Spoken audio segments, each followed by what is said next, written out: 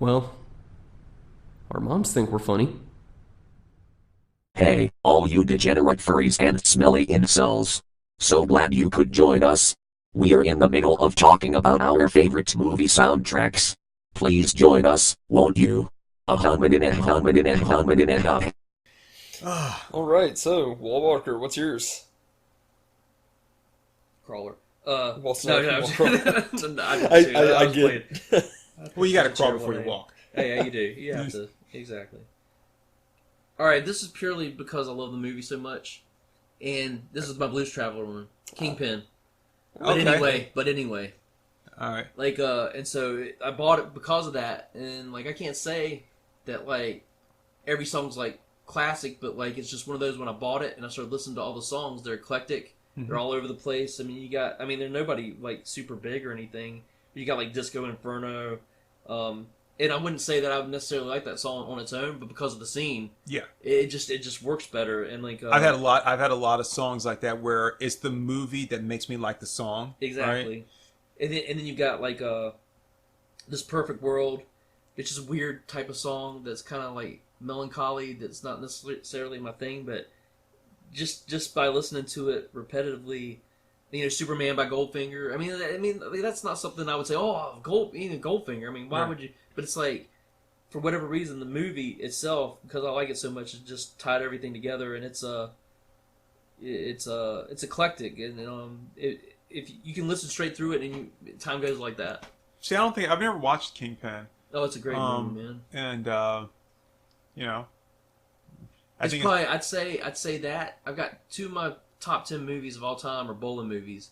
And I'm not necessarily a big bowling guy, but it's Kingpin and Big Lebowski. Big Lebowski. I mean, it's like, and that's the one that was up there, but I can't say I could listen to that. Yeah. And it's a great, that one's all over the map. Yeah, And I it's still not haven't an easy seen Big listen. Lebowski. Yeah. Oh, you haven't seen it? No, I want to. God, dude, we've got to watch Big Lebowski. I really tell you, want to. I had to watch Big Lebowski 3 times before it actually took hold of me. You see, that's how I feel about Napoleon Dynamite, which I know you don't like Napoleon Dynamite. Nah. But like the first time I watched Oh, it was shit. talk about John like Peter is coming here. Him and Pedro Holy are shit! coming here, and you're gonna be able to like watch the movie and meet and greet with them and shit like that. It's like I think here, it's like $100. like your town. Yeah, my town. Holy fuck! It's like when? $100. It's like $100 to like Oh, that's meet with them expensive. or whatever. I'll have to look it up. But yeah, they're coming. Dude. They're coming here soon. I mean, Oh, I didn't know that. I do kind of like the Napoleon Dynamite soundtrack. It's not on my list, but I mean, Yeah. I actually have a soft spot for Jamiroquai, which I know you don't like them. But I like Jamaraki? Yeah, I'm not No, no, Jamiroquai. I do like Jamaraki, but I only like Virtual Insanity. I was like, I was making my Pandora list, and I came up there, and they've had a couple of songs that popped up there, and I started listening. I'm like, oh no, I'm sorry, you're not hitting it for me. No,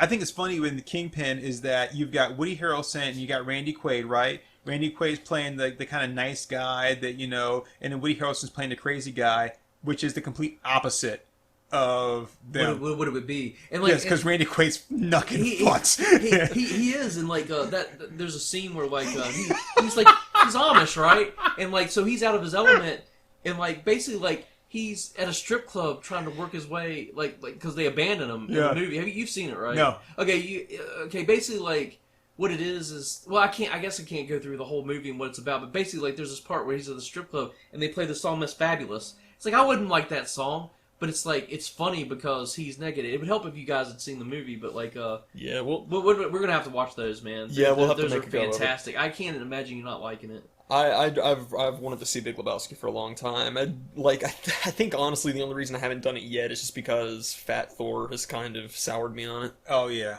not right now. Yeah. Yeah, and that's the congoers' fault. I blame the congoers and the lazy cosplayers, which we bitched about that on the retarded Mongoloids who don't swim good episode. So That's not we're naming that's that. what I named the file already. It's too late to go back. Oh, I my named goodness. that episode Fat Thor and Retarded Mongoloids. All right. Am I wrong too? Like I might be wrong about this, but Rebecca Angel is that I think that's the girl that's in the Kingpin. She was Vanessa Angel. Vanessa Angel. Yeah, She's from the Weird Spies Science. Like Us. Of course, yeah, Spies yeah. Like And I was Us, gonna say the Dan Aykroyd movie. and the Weird Science TV series. Yep, Oh, yeah, yep. yeah. Remember we talked about that last time we were did. together. And she's She's beautiful, man. Like, Oh, really, she is. Yeah. Without your dry white toast, without your 4 fried chickens, without Matt Guitar Murphy. I almost want to pause the recording right now just so I can watch this scene because I love this scene. It's a really good scene. Well, go on then. It would. Shit, them fools still owe you money. Oh God, I love this movie. Hey, and poor Matt Guitar Murphy, he can't act. Nah, He tries so hard, but he can't act. nah, but hey, he's a good guitar player. Yeah, he is. But yeah, I was gonna say, I started laughing when you mentioned Kingpin because it made me think of that scene from American Dad when they talk about going to like Dennis Quaid's house and Randy Quaid's outside in the bushes or whatever, and he's like, "Go away, Randy! I told you get out of here!" and then Toshi says, he's like, "I came back later to bring him some water, but he was dead." Yeah, he went off the rails, man. He thought that the Illuminati was after him, and like He didn't pay that hotel bill and shit. Yeah. He lost it, man. Straight up schizo. Ooh, Lordy. Yeah. Illuminati, I guess. Oh, Oh, yeah, yeah. the Illuminati. I thought it was a magical backpack. No. Oh, So neither one of you watched Kingpin. We have to rectify the things we've all missed. There's Yeah. several. It's funny. You just can't watch it all. It's just too much stuff. Right, yeah, but you've definitely got to see Baby Driver. sweet berries. Hey there, champ. Get enough sleep last night? We're gonna have to have a Baby Driver, Big Lebowski marathon. Oh hell yes, and I just would watch it through. I would love the hell out of that. All right, sir. Baby Lebowski marathon. Baby Lebowski. Ugh. Baby Lebowski. All right, sir. What's the next on your list? Okay, so next on my list is it seems like I'm caught in like a rut here, but I got to go with the Jackie Brown soundtrack. Ah. Another Quentin Tarantino. Oh, that's a goodie. Again, it's because I do love the soundtrack so much. So you've got even like the opening. Oh, so you got dialogue in there, right? Yeah. Which a lot of times is not tied directly in like rip from out of sight, but you just got just the dialogue in between tracks, which I found with like a lot of Tarantino stuff. You do just have those dialogue bits in there, which are fantastic. But it starts off with 100 across 110th Street, which That's a great song, man. I love which it. which opens the movie up, right? And it Yeah. really does a great job. And then you Hey, get actually, I'm sorry. I just want to. I'm sorry. Like, I don't mean to interrupt you, but like, I didn't like Jackie Brown the first time I saw it, and I rewatched it because you liked it so much, and I ended up playing that song 110th Street a lot just on my own. I went to YouTube and I just play it like probably for a week. I was listening to that at least twice a day, and it was because. And I rewatched the movie, and it is a better movie than I gave it credit. I don't know why sometimes certain things don't hit, but like I like that movie a lot more. Plus, it ties into Out of Sight that we talked about. So Yeah. Well, I think it's because when you I think it was a brilliant move on Tarantino's part, but when you have a guy like Tarantino that has done like Reservoir Dogs and then he's done Pulp Fiction, right? And you start to kind of get an idea of what he's about. And then he just jumps track, right? Yeah. Mm-hmm. To keep people from like saying, "Oh, this is what this guy does." Right. And he jumps track and does, Jackie Brown, which is based off the Elmore Leonard novel Rum Punch, and it's like he adapts this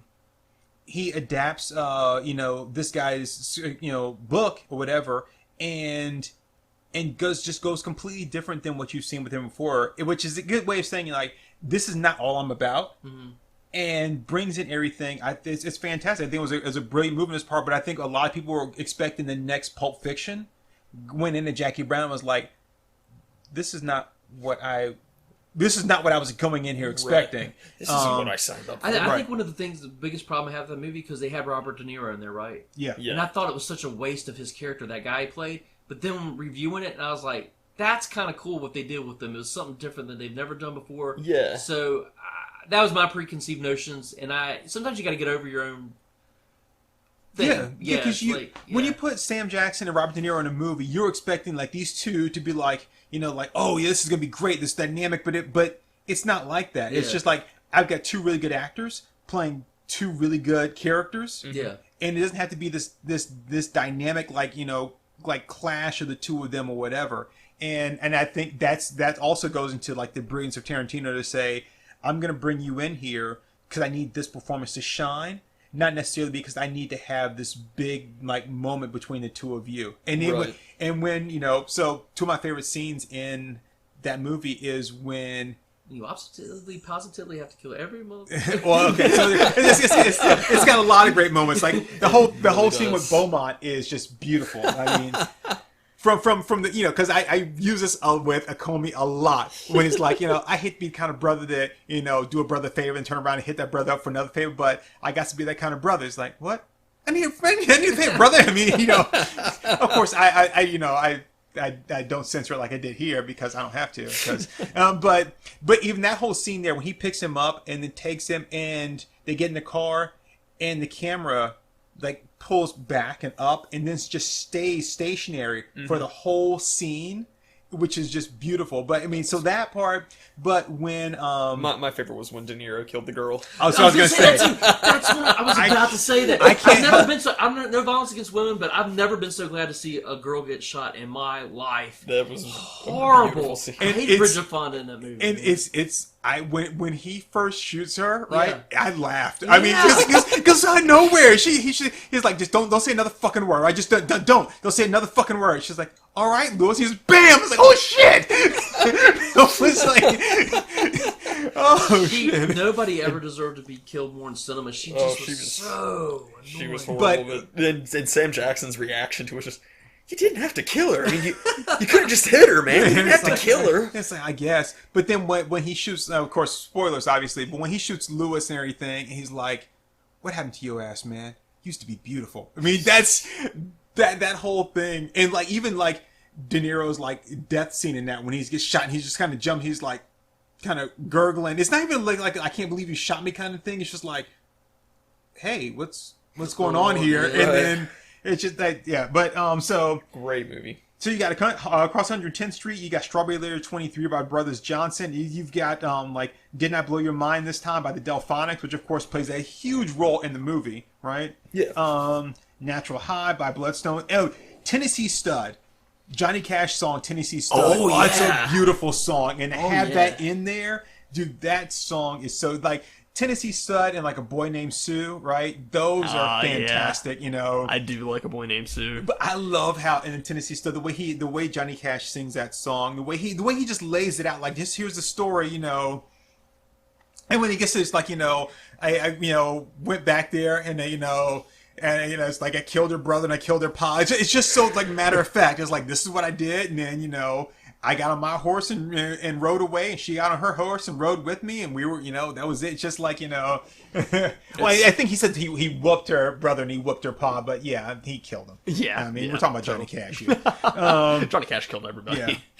Yeah. But it's got such a great, and the great thing about it is about the soundtrack is that it's a modern movie. It plays like a modern movie, even though it does have a slight 80s feel. It doesn't try to force you into an 80s. It's like this movie takes place in the time it takes place in. It does have this kind of like this 80s feel to it, but the soundtrack is pure 70s, like kind of blaxploitation, but none of it seems out of place. We're not talking about like a Napoleon Dynamite where we're going to have this hodgepodge of like, you don't know when it takes place. It's like what I think called it before, the Schrodinger's cat of movies, right? Yeah. It's in every time and no time at all. No, this one is like, we are rooted here, but it's got this feel of like, this decade and this decade, and it all works together. And that soundtrack really, I think, helps to kind of bring in that 70s element, because you do have Pam Grier in it, and you do have Robert Forster, who were two actors that were really big in the 70s, right? Yeah. And so like you're paying homage to them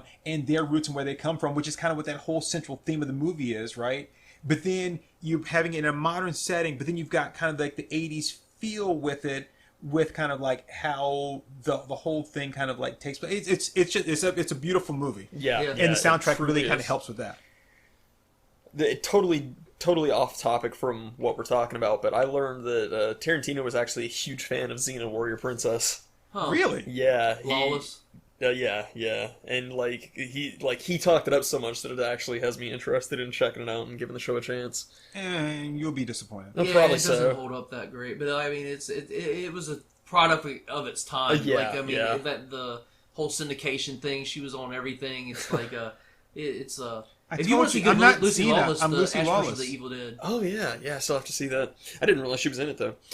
But As you heard me, right? No, It's what? like, I'm not Xena, I'm Lucy Lawless. Yeah. It's from an episode of The Simpsons. Okay. One of the Treehouse of Horrors episodes. And then That's they hilarious. steal Yasmin Bleeth in condition. But, Large sleeve. But I would say if you're gonna watch Xena Warrior Princess, you really need to start with her episodes from the Hercules TV series, Yeah, that's what I hear. and then move into it. But I like Hercules better. you know, I was They're not watching great. I was watching Hercules and Xena for a while, but the more Ted Raimi had a role in it, and the more like comical it got, I just lost interest. Well, in it. you remember Bruce Campbell? He Yeah. started going, yeah, it's like, I like those episodes. See, I like cheesy action stuff like that. It was good for like say until it started to get too much, right. Yeah, and like and I hated Ted There's a Raimi's balance. character. I mean, I just hated Ted Raimi's character, and every time he was there, was it Joxer the Prince or whatever? And it was like, why hasn't anybody killed this motherfucker yet? I mean, just you can like what I liked is the juxtaposition of like comedy, but then horror, like terror. And if you do the right balance, it works great. But if you can't mix it just right, it just becomes camp and just like it doesn't. Right, it loses right. any tension. You know, it's like Yeah. it's just stupid. Is it my turn or? Uh, is it your no, I turn? believe it's I think it's Acomi's turn. I think so, yeah. Okay, sorry. So now those all those soundtracks I mentioned are pretty much the ones that are expected. Now as I go from here on, it's going to be stuff that's a little bit less expected. Which some of these I've already dropped on Turk, and he has wound up agreeing with me on them. But I'll eventually hit the point where you guys are like, why would you even bring that up? But no, this next one is the Shrek soundtrack, which I shit on Shrek a lot. I complain a lot about it, but I actually really like the soundtrack. And I mean, I'm gonna bring up the Smash Mouth All Star because it's really oversaturated. It's become a meme. It's been beaten into the ground. It's such a dead horse. But when it first came out and like first hearing that song in that movie as a kid, it got you pumped. It was great the first time. So it's like, it's not really... First time. Yeah, no, I mean, like, it's really not the fault of Smash Mouth that it's been so oversaturated and so beaten down. I'm sorry, I have to disagree. I will say it's the fault of Smash Mouth because that song was first in the Mystery Men movie. It was, yeah. And then so... And it was also in I was gonna say it's been used a lot. Rat Race. Yeah. Yeah, and I think that... Not to say that they were the ones, like, you know, pushing, hey, put our song in here, but it's like, at one point you have to say, okay, you know, just stop. Right. Just stop. Stop! He's already dead. Oh, That's surprising. I would have never thought Shrek. Yeah, no, but I mean, it's a really fun soundtrack. You've got I'm on My Way by the Proclaimers. Oh, God. I know Turk doesn't like the Proclaimers. We already had this during our first recording, so I'm not gonna I'm not gonna harass you about it again. But yeah. Are you looking for Shrek? What do you? Proclaimers? No, I was trying to see if I actually had my Reservoir Dogs soundtrack cassette over here. Oh, is that a spoiler? Is that what's coming up? Like Reservoir Dogs? Yeah, sorry, because fuck you. Dude. You're ruin everything. You said it out loud. You didn't have to remind everybody I said it. God damn you! Like 2 seconds later. What?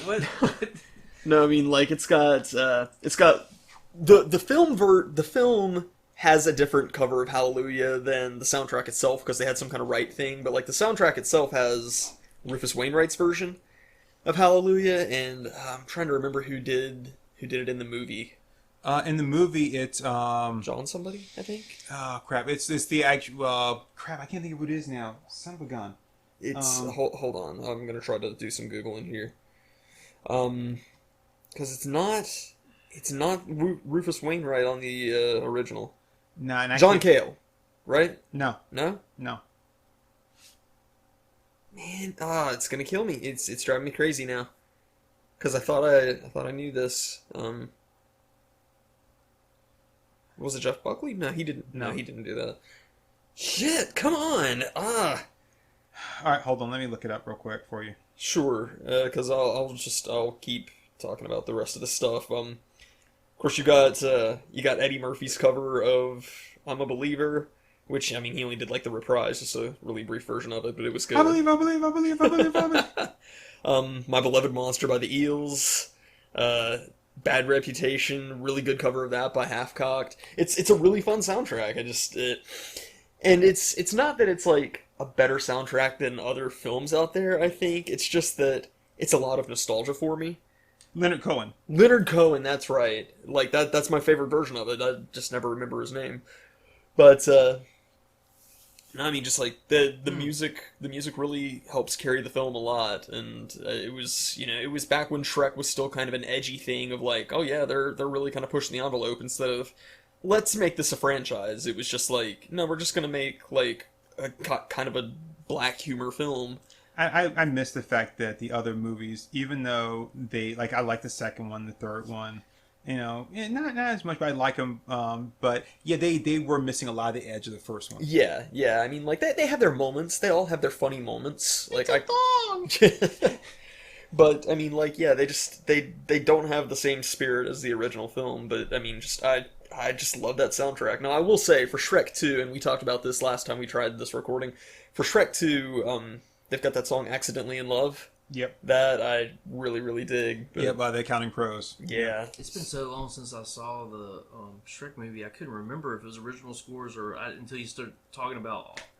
Yeah. And Shrek 2 has that song, Don't Fall in Love with Somebody You Shouldn't Have Fallen in Love With. Oh, yeah. That's a great song. And it also has that really nice cover of Holding Out for a Hero. Oh, yeah. Really, really nice. Which, of course, is also the Mongo scene. He needs me! Let me go! Gingy! Me. Which I think is great that they brought it back. It's like, do you know the Muffin Man? The Muffin Man? The Muffin Man! She's married to the Muffin Man! She's married to the Muffin Man. Oh. And, of course, it's not on the soundtrack, but they do the whole Shrek in the Swamp karaoke music party, and, like, I think that's a big reason why I love, like, 70s and 80s songs so much, was because of hearing that as a kid. I think that was actually, like, they re-released Shrek in the theater and added that in there as, like, a bonus. I think they did, yeah. And then put it, of course, on the DVD. But yeah, no, it's a lot of really fun covers, because that was the first time I'd ever heard Like a Virgin. Let me tell you what Like a Virgin's about. What's funny is and we've talked about it, that Madonna, like, obviously disagreed with Tarantino's interpretation of the song. Right. She She actually gave him a copy of the album with that song on it with the note, liked the movie, but listen to the song again. It's about love. It's not about dicks. Like, that was the note that she wrote to him.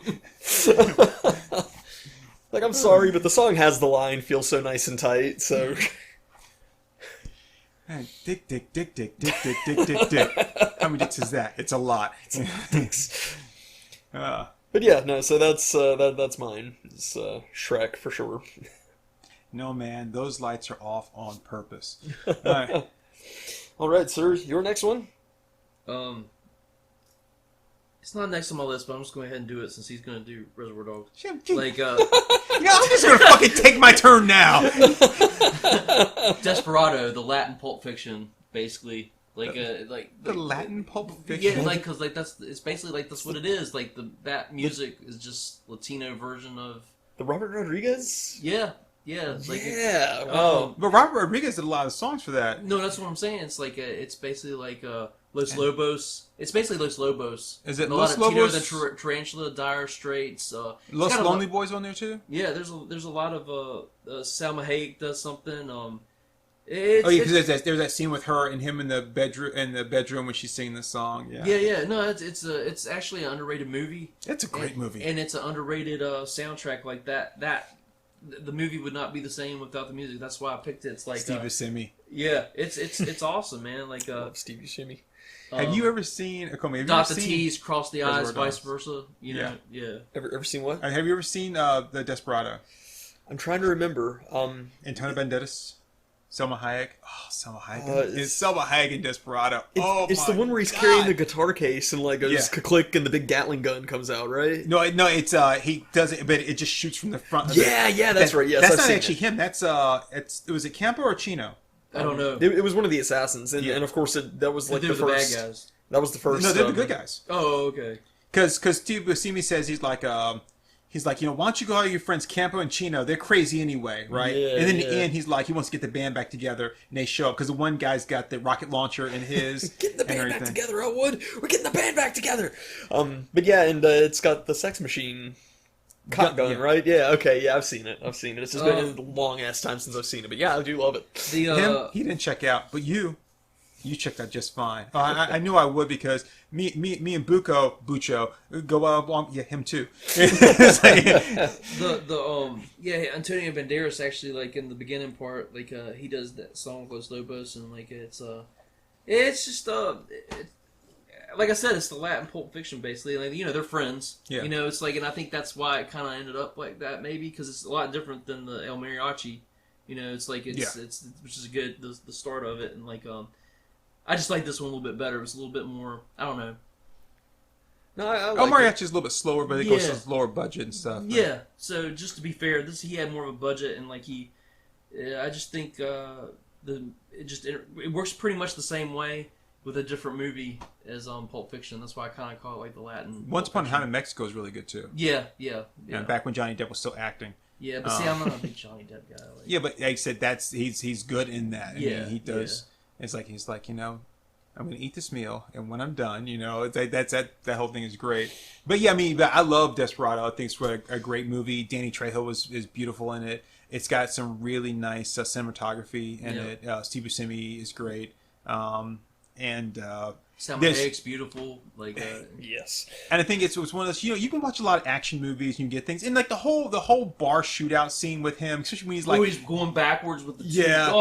that's such a great scene. and when he's like, when he's on the bar, he's like walking in the bar and he's like shooting and stuff, shooting behind his back. But one thing, when he shoots his guns, it's almost like he's throwing the bullets out of the guns. The way he shoots them, like he's like whipping the guns forward. Well, like they talk about gun fu, it was almost like gun ballet. Yeah. I mean, it was, and like when he was going back, like, the Punisher #1, where it reminds me of that. It's like it just felt like Frank Castle going back, but it's like, It was probably a reference to that. And that's what I was thinking. He's a comic book guy. The great thing about that scene is in the end when it's him and the guys with the one eye, where he's got the patch over his eye, and they're pulling out the guns and they're both blank, and then he grabs him and he like snaps the guy's neck. But at the end he's like fuck yeah, and he's like, but there's that rush where he's like, I came this close to dying, It's like that, which you don't see in a lot of movies where they would like just kill the guy and then get up and walk away. I'm a badass, but you've got that moment where he's like, "Holy shit!" That was intense, and it's good.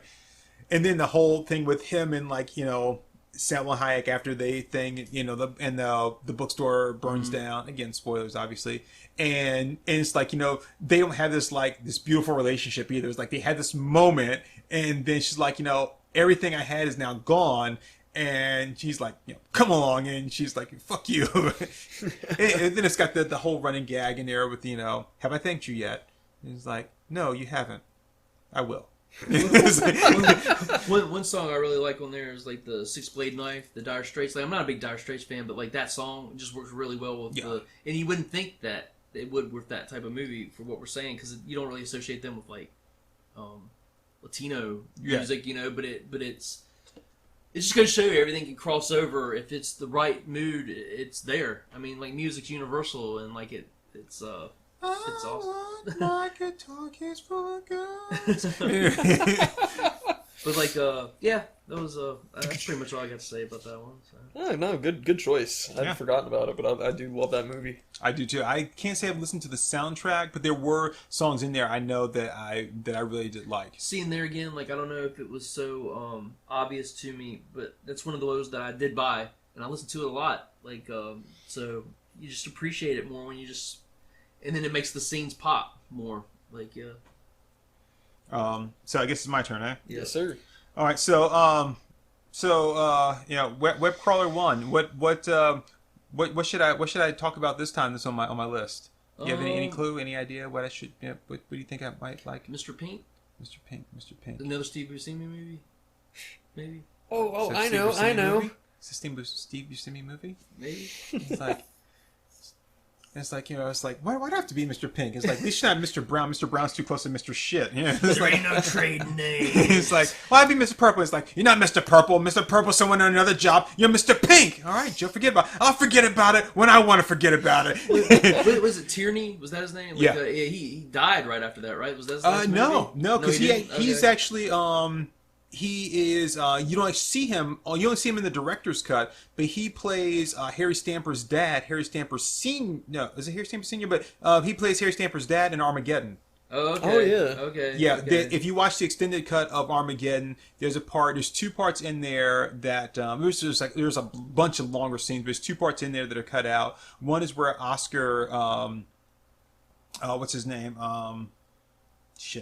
Actor, writer, Owen Wilson goes to a church and prays, and he's like, hey God, we're going to do this thing. He's like, and just I just ask that you take care of my friends. Like I'm going to be fine, right? But I just ask that you take care of them, right? And there's the other part where he goes and Harry Stamper goes to see his dad in the retirement home, and he's telling me he's going to be going and doing this thing or whatever, and he's like, give me some pudding. He's like, well, they get Jello. He's like, Jello is. He says something about Jello is for like weak people that can't. He was like, I want some pudding. And then later on, when Harry is talking to his daughter and he's telling that he's not going to be able to come back, and he says, right before we did this, I saw your grandfather, and he said that the reason that we have children is so we'll have roses in winter or whatever. And when they cut the one scene out, they had to cut that scene out too. But he's in that movie, so that wasn't his last, because Reservoir Dogs came out back in like '90s. Tierney always reminds me. He's almost like the poor man's George C. Scott or something. It's like he's always so angry, and then he's like George C. Scott and like Brian Dennehy, merged together with a little bit of Wilford Brimley. Yeah. In Seinfeld, he plays Elaine's dad. Did you ever see that episode? I don't think so. Oh, it's so intense. Like Elaine's supposed to meet him. Like to get together with her dad because she can't have a meal with him because he's just so intense. And then George and Seinfeld are stuck with him. And it's like, I gotta get out of here, man. It's hilarious. But anyway, sorry, go back to you. Don't you point that fucking gun at my dad! So my next one is Reservoir Dogs, and I'm gonna tell you right now, this is the last of my Tarantinos. Kill Bill is good. It's got a lot of things on it, but again, I had to have it at least like not half, but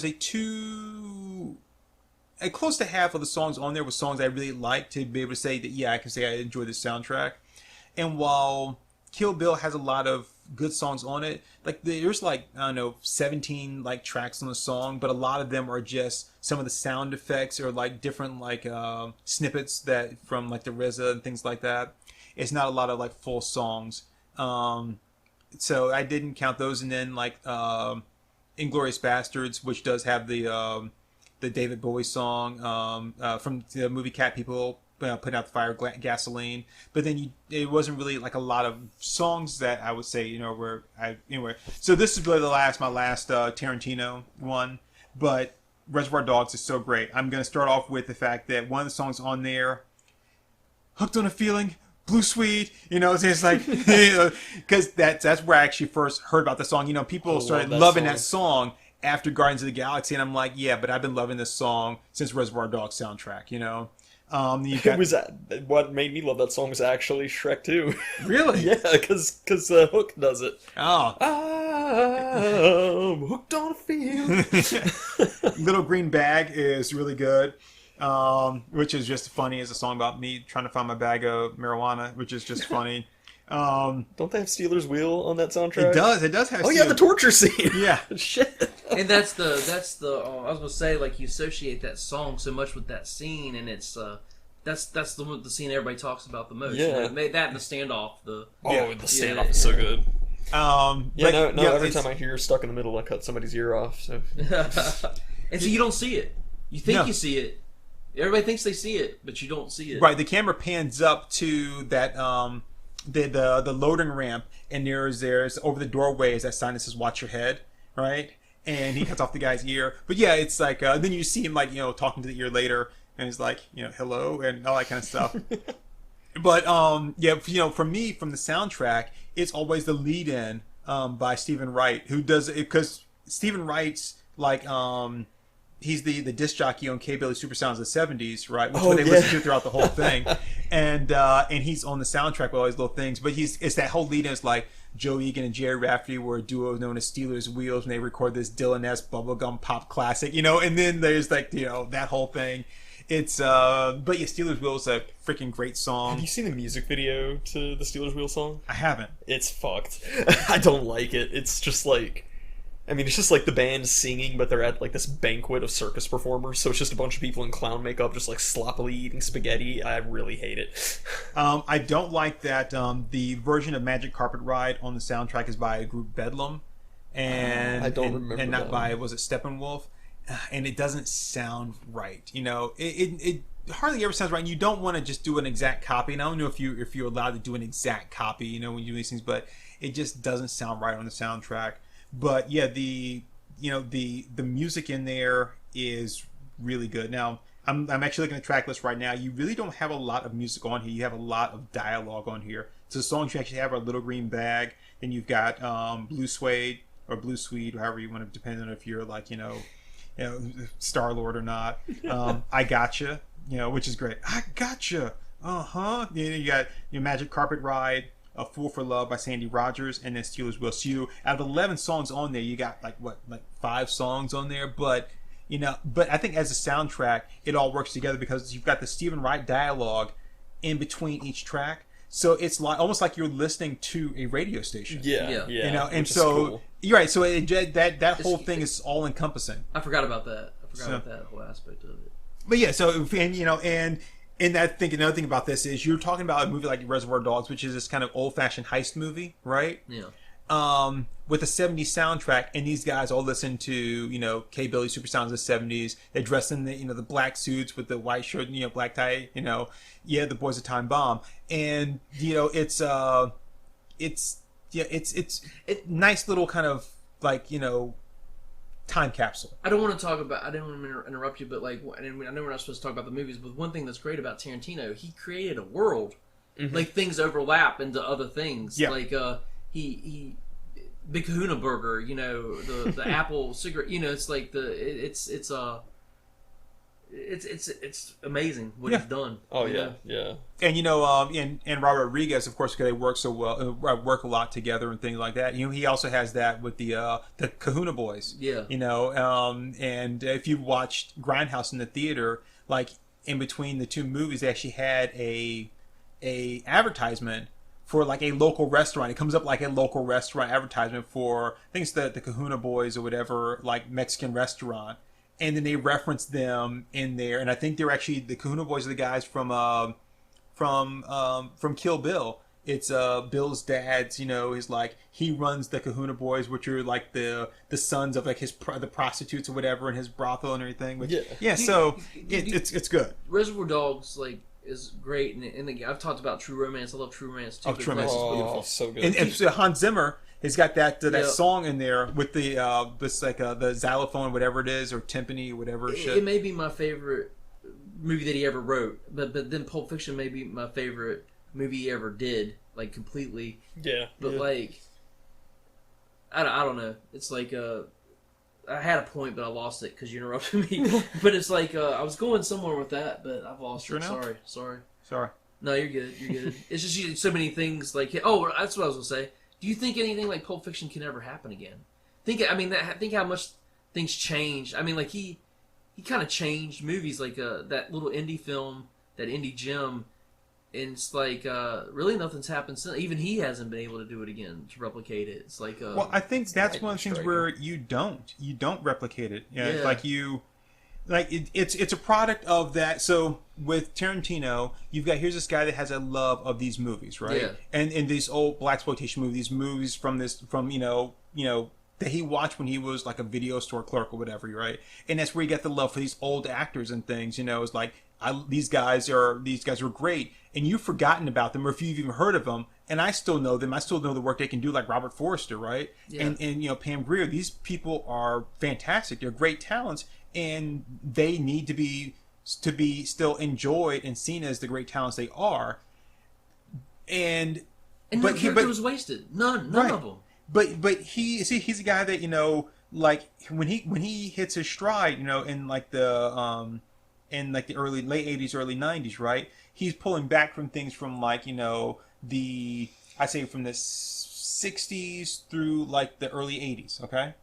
But now you've got the people that are coming up now, they're pulling from a different set of movies. Yeah. And they're pulling from like the mid 80s through, let's say, like the early 2000s. Yeah. So you are seeing that, but it's not as recognizable because for people like us, we're falling in tune with Tarantino. But like, yes, I know that. I know those. As where we don't have the same attachment to that other period of time that other people do. So you're seeing it, but we're not recognizing it as easily as we did before. Well, yeah, because like you're just a product of your times, and then like think how much, you know, you're younger than us. Like so, the catch up. You know, it's like we were there through the process, and it's hard for us to keep up with the current stuff. Yeah. And then like all that backlog of old stuff, I can't like Jacob, my son. I mean like. The amount of stuff that he's got to catch up with to get what I have, I mean, it's just I don't know if it's possible. It's just like you end up he's into all these things that I don't have any concept of. So it's interesting. Yeah. All right, sorry, I didn't mean to. No, It's cool because I was just thinking I've got another friend who's got a toddler and he's like, just 2 more years and I'm going to be able to start showing him all these movies that he needs to see. It's like he's going to have such an early start on all this stuff. Yeah. I hate to burst his bubble, but that's not exactly how that's going to work. No, he'll catch on. Yeah. But like, I want to watch it. I don't really want to see that. No, it's good. And I don't care. Yeah, I like my own thing. yeah. But I mean, the kid's off to a good start. He's already obsessed with King Kong and Godzilla. So Okay, that's not bad. and the Hulk. He likes the Hulk. So anyway, is it my turn? It's your turn. Okay, so this one's a pretty understandable soundtrack. Turk, I know you didn't like the movie that much, but you know, as Wally likes to say, you're a hater. Anything. Yeah, it's because you're a hater, man. I am. You really are. But no, if I didn't hate, I wouldn't be alive. hating is the only way I can feel. But no, it's the Deadpool 2 soundtrack, which dude, it's got a really, really good list of stuff. First of all, they've got the acoustic cover of Take On Me, which Take On Me is my favorite 80s song. Take On Me is good. It's a really great song. Great music video, but their acoustic cover is just beautiful. They slow down the tempo so much, and it's just handled so softly. I love it. Of course, they got 9 to 5 with Dolly Parton. They got In Your Eyes by Peter Gabriel. I told you, I'm not Peter Gabriel, I'm Gabriel Byrne. That's Say Anything. You can't take that away. Oh, nice. I like that. What is it? I'll explain to you later. Oh man, what all here? We got We Belong by Pat Benatar. Just like a lot of oldies stuff, which you guys know, me and my oldies. But what sold me on this, and what sold me on this, and what made me go ahead and add it to the list is because it's got a song that Turk and I reference pretty much every time we hang out now. Ever since it dropped, we've talked about the song. We watch the music video all the time, and I'm constantly showing people the music video, and that is Nobody Speak by Run the Jewels and DJ Shadow. Oh, yeah. Which is just a fucking phenomenal song. That is I a great love song. it. It's so good. It's so good. And, like, you know, we both love Run the Jewels. I mean, Yeah. they just do great stuff. And I'm a huge fan of DJ Shadow. Killer Mike and EP, yep. Yeah. I mean, just like, because I was telling you about the DJ Shadow, DJ Slurp mix that dropped a while back that was product placement and brain freeze. I played that for you on the way to one of the cons. Yeah, you did. It was just like a remix of a bunch of like blaxploitation stuff, and it's such a good DJ mix. So just like I absolutely love that song. So like between that and all the '80s stuff, I'm sorry, LP by the way, not EP. But yeah, right. But yeah, so I mean, I don't have a crap ton to say about it. Deadpool 2 is not a fantastic movie. It's fun. It's got I hated the way they treated Juggernaut. That's my yeah, big yeah, complaint. and that's Turk's big complaint too. that's one of my big complaints. One of Turk's big complaints, which I mean, I've never been as invested in the Marvel Comics universe as you guys have. Like, you know, to me, as long as the movies are entertaining, I'm usually pretty happy with them. Well, I mean, for the most part. When we were at the last con, I showed you a picture of that X Factor comic book that said, "Hey, this is what Rusty Collins looks like in the movie." Yeah. And I don't have a problem with them changing his race because he wasn't that big of a character. He's not like a prominent character like. That's Ernie Hudson, isn't it? I'm sorry.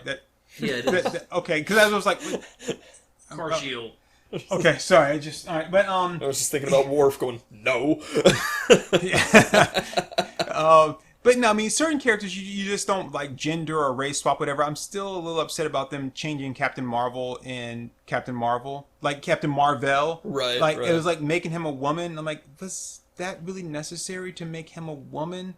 Because you pretty much didn't put Captain Marvel in the movie. You just put a woman in the movie with Captain Marvel's name, which is nothing like Marvel at all. You could have just given her another name then. It just, yeah, whatever. But anyway, Are you talking about Domino? You didn't like the Domino choice, or is that like? Sorry, you said that Ernie Hudson. You lost me. Like, are you talking about Ginger? I thought. I was talking about Domino to... no, Fire Fist. Fire Fist. Oh, okay, I got you. Yeah, so I'm like, Domino's really not that big of a character. I mean, yeah, she's popular in something, but who gives a shit about Domino? Honestly.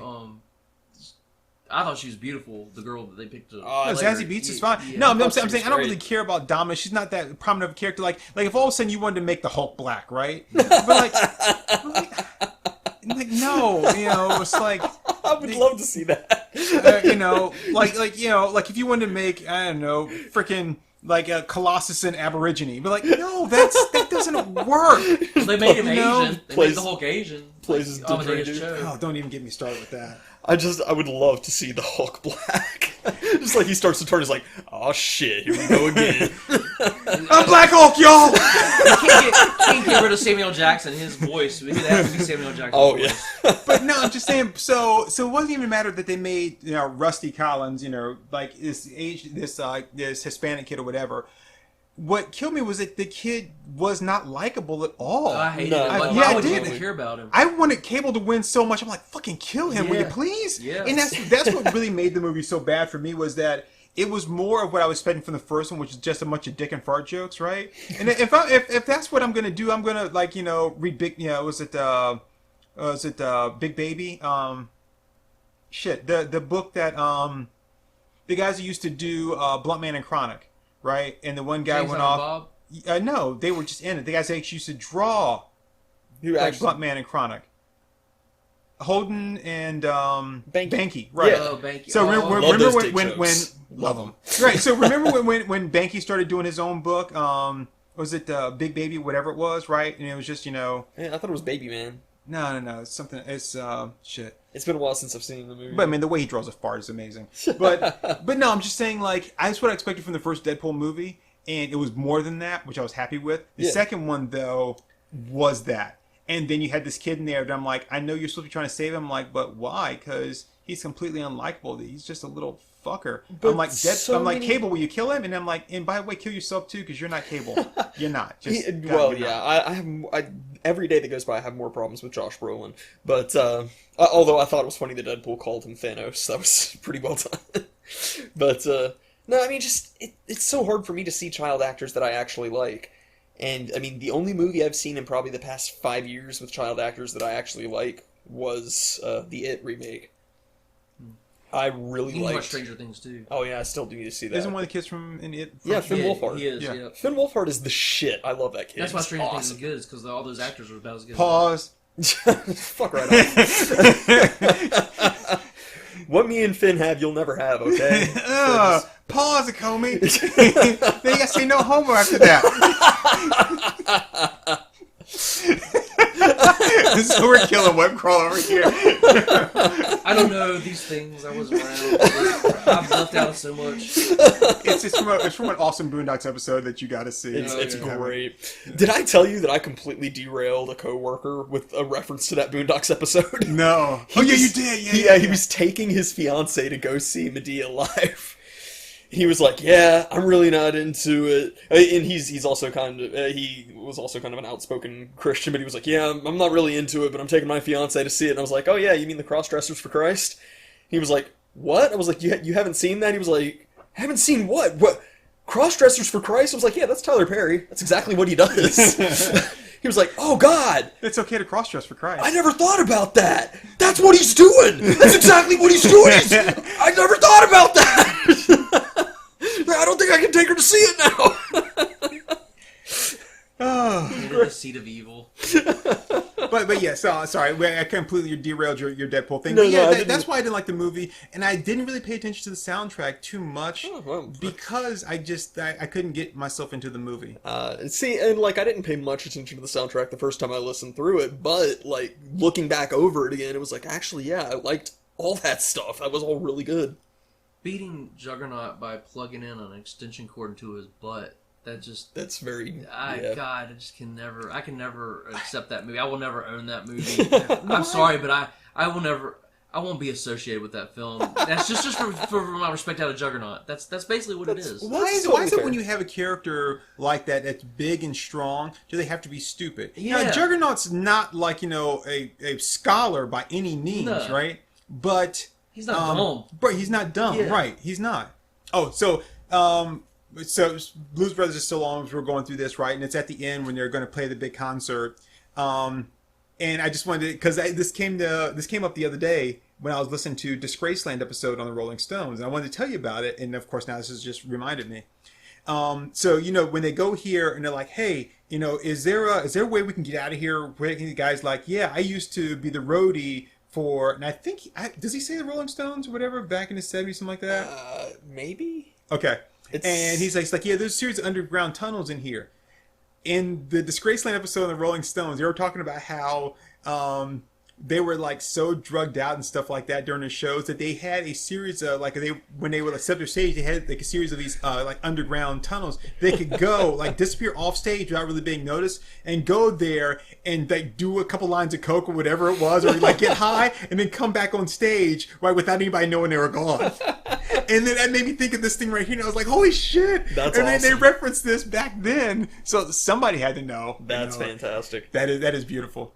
All right, so Webcrawler, Is it you're me up. or Yeah, is it's it it's me? Yep, that was me talking about Deadpool. All right, this one's gonna surprise you a little bit. And Wedding Singer, Oh yeah.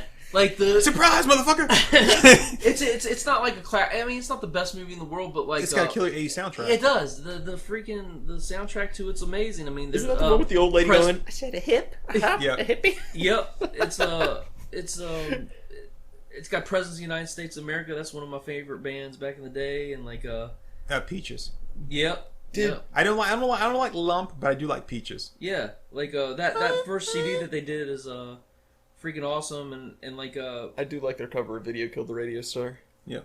yeah, they Oh shit! I gotta mention that too since you mentioned it. Go ahead.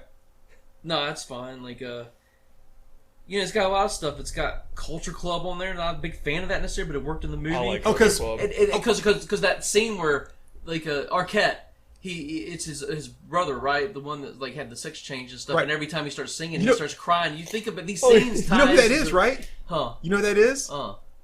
He's the guy from the bathroom in Pulp Fiction. Oh, okay. Yeah. Okay. Well, in like he ended up having like a sex change or something, right? Mm-hmm. Like and then he's dead now, right? Yeah, he did. He did pass away. But then you got the Thompson twins, Elvis Costello, Billy Thompson Idol. twins. I mean, you've got Well, yeah, Billy Idol had to have a song in the soundtrack. You got the Adam Sandler, the "Somebody Kill Me" song. And you got John Lovitz. I mean, and every time you look at these, like the Rapper's Delight, you got the old lady. It makes you think of every scene. So it's like it's not a musical per se, but because it's a wedding singer, everything's musical. Yeah. So it's like it's not a perfect movie, but like the loves soundtrack's her, and she loves him, and he loves somebody else. and the dad attacks him. It's like I had the microphone, so you listen to every single word I have to say. and there again, it's when Adam Sandler didn't jump the shark. It was still good. I mean, like that was a funny movie. I mean, The Wedding Singer, I did not want to watch that movie, but it really is funny. yeah. So, It's funny that you bring up Adam Sandler, actually. But oh, you're gonna do that next? Like no, not next. Not Billy next. Idol. He's in there a few times, and I'm not a big fan of him, but he works in the movie, and it's just it's music, and it just intertwines throughout the film. Yeah, I mean, I still haven't seen it, but really, yeah, I think you'd like it, and I think I would. I just we're just speaking of playing catch up, I mean, just my upbringing was so conservative, and it was like, oh, you can only watch Christian cinema. That was my life growing up. So it's like I'm. So you watched a lot of Medea. No, I never watched any Medea, actually. That's why we're friends. But no, I mean, shitfire. I've seen a lot of Kirk Cameron movies. Yeah, and Drew Barrymore, she was still pretty cute back then. Oh, yeah. I like Drew Barrymore in that show they just Santa canceled. Clarita Diet. Yeah. Yeah, you would. That's Sorry. it's a good, that was actually a pretty decent show. It is. I watched it. I still have to watch Oliphant 2 was and good. 3. Like her and Oliphant have a good Yeah. rapport together. Alligators in the sewers. That's still probably one of my favorite lines of hers. it's just because it's just so funny to me. Like it's like they're just talking everything and back and forth and everything, and he's like, and she just repeats that line, and she's just so pleased with herself, and it's great. Now I want to make a porn entitled Black and Forth. Black and forth. Yeah. I hate to tell you, but I'm sure it's already been done. But you might be able to do the latest sequel of Is Your Daddy Home? It's Your Daddy Home. Or I Want to Fuck You and Your Mama.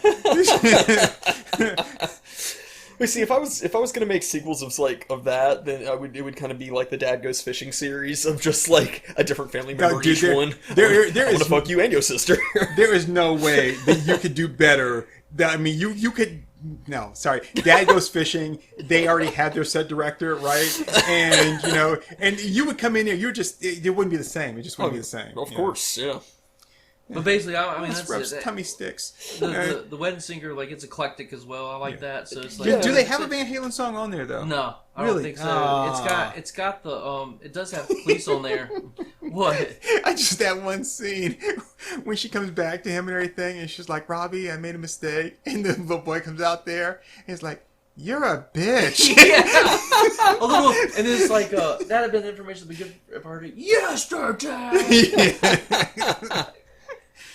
Yeah. Did you see that on SNL, like where they had this Adam Sandler family reunion when he hosted it this No, I year? didn't. Oh, And God. like he was like pretty much every character in his family, like he stole from his family and made it to like it was Happy Gilmore, and then like he had a cousin that was like the wedding singer, and it was like, I don't think we're gonna have time for you. Like that'd have been information that'd been good to hear. Yesterday. It was like it was funny. I love the episodes of Saturday Night Live where he was like, hey, man, Mom and Dad, I'm sorry, I'm not going to be able to make it for Thanksgiving, so I figured we could just record this and you can play it in Thanksgiving. And he's sitting there. It was like a weekend update thing. And he's like eating. He's like, yeah, no, it's good. I'm doing good. He's like, yeah, no, Mom, I haven't found anyone yet. No. He's like, I told you we broke up because you're the whole person. No, I didn't make her cry. She asked me this. Like, I hate this face. Like the whole thing is so damn funny. Before I go today, like you gotta watch the Rectix commercial from SNL, like where he hosted it. It is so funny, man. We've got to see it. I can't find a really good version of Happy Fun Ball. Really? Because he's never seen Happy Fun Ball. And That's right, I haven't. Oh, We yeah. talked about it. Happy Fun Ball and Big Red. No, those are funny. Oh, those are hilarious. So are you good now? I'm good. Okay.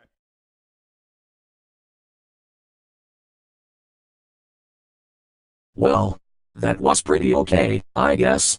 Anyway, if you enjoyed this episode, then check out part 3, coming soon. Skedily skaboo.